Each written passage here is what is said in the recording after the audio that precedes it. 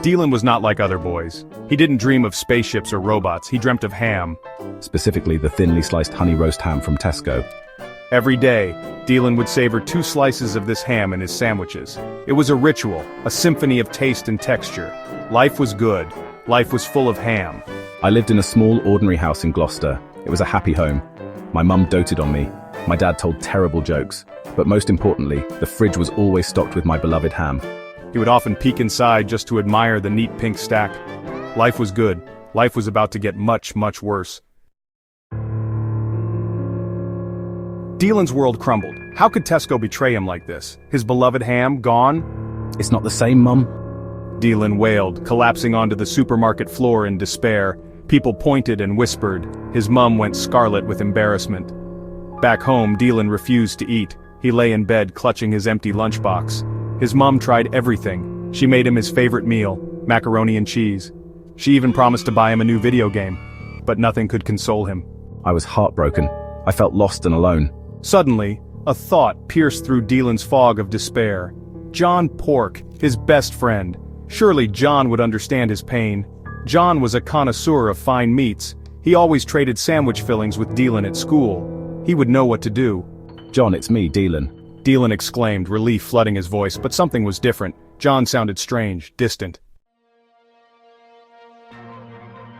Deelan, is that really you? Of course it's me. Who else would it be?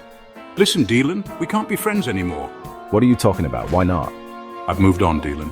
Moved on? What do you mean? Tesco ham is dead, Deelan. It's over. I found something better. Better? What could be better than Tesco ham? Asda, Deelan, their extra thick cut honey roast ham is superior. The line went dead. Deelan stared at the phone in disbelief. John, his own best friend, had betrayed him. And for Asda ham, it was unthinkable. Deelan felt a surge of anger rising within him. He hurled the phone onto his bed. How could John do this to me? In my darkest hour, my best friend had abandoned me. And for Asta, it was a betrayal of the highest order. Deelan vowed revenge. He would show John the error of his ways. He would make him pay for his treachery. News started trickling in from neighboring villages. Strange occurrences. Bizarre behavior. It started with whispers. Then hushed reports on local radio. Farmers complaining about unusual flea infestations. Their livestock were going mad, covered in bites. But these weren't normal fleas. These were something else entirely. Flesh-eating fleas plague Gloucestershire. The article described the fleas as ravenous, insatiable. They craved protein, any protein, but they seemed particularly drawn to one thing: ham. Panic spread through Gloucestershire like wildfire. People barricaded themselves indoors. Supermarkets were overrun. The sound of hammering echoed through the streets as people boarded up their windows. The air was thick with fear and the smell of ham. Section 5. The ham flea scourge descends. 27 Hawthorne Grove, Trowbridge was a haven of peace, until it wasn't. The Thompson family, blissfully unaware of the impending doom, were enjoying a Sunday roast, leg of lamb, roasted potatoes, Yorkshire puddings, and of course a generous serving of honey roast ham. Little did they know, this culinary delight would be their downfall. The first sign of trouble was a faint buzzing sound. It started subtly, almost imperceptible. Then it grew louder, more insistent, like 1,000 tiny helicopters descending upon the house. Mr. Thompson paused, carving knife in hand. "What's that noise?" he asked, his brow furrowed. Mrs. Thompson, engrossed in a heated game of Scrabble with their daughter, barely looked up. "Probably just a fly, dear," she said dismissively. But it was no ordinary fly.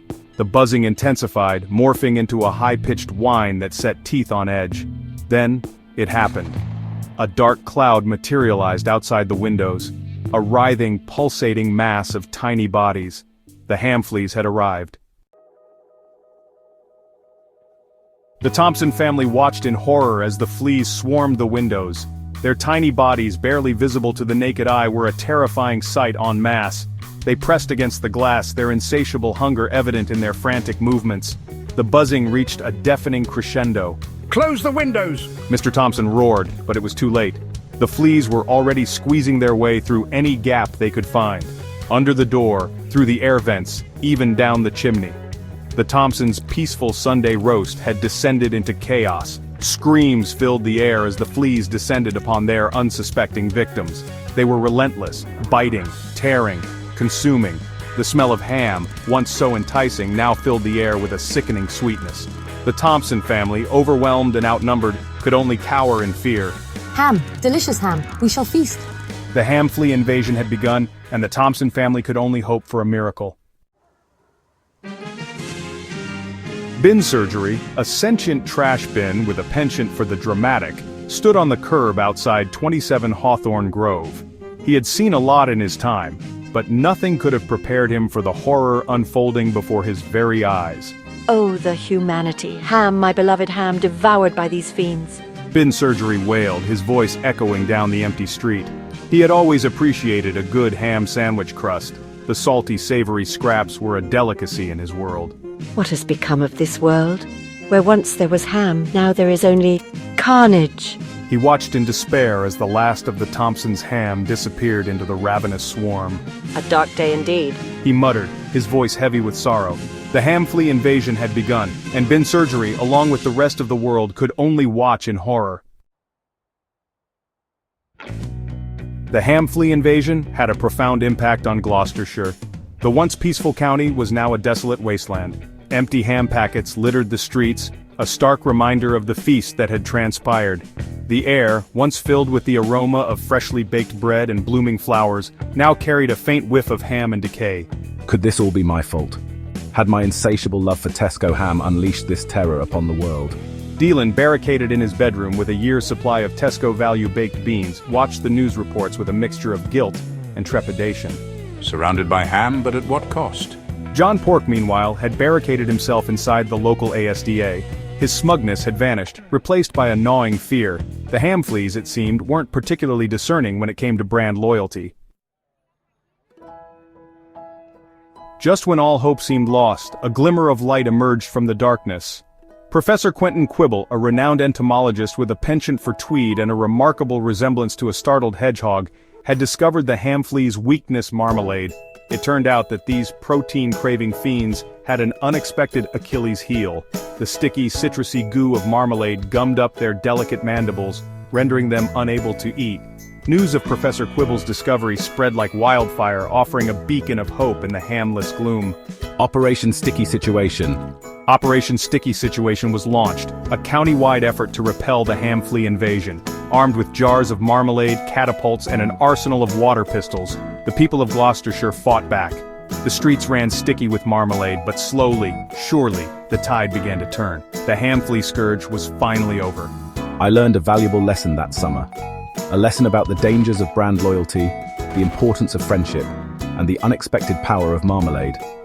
And well, I also developed a newfound appreciation for Tesco value baked beans. They weren't ham, but they would do in a pinch. The ham flea invasion had ended, but the memories would linger, a reminder of the unexpected heroes and the power of a simple jar of marmalade.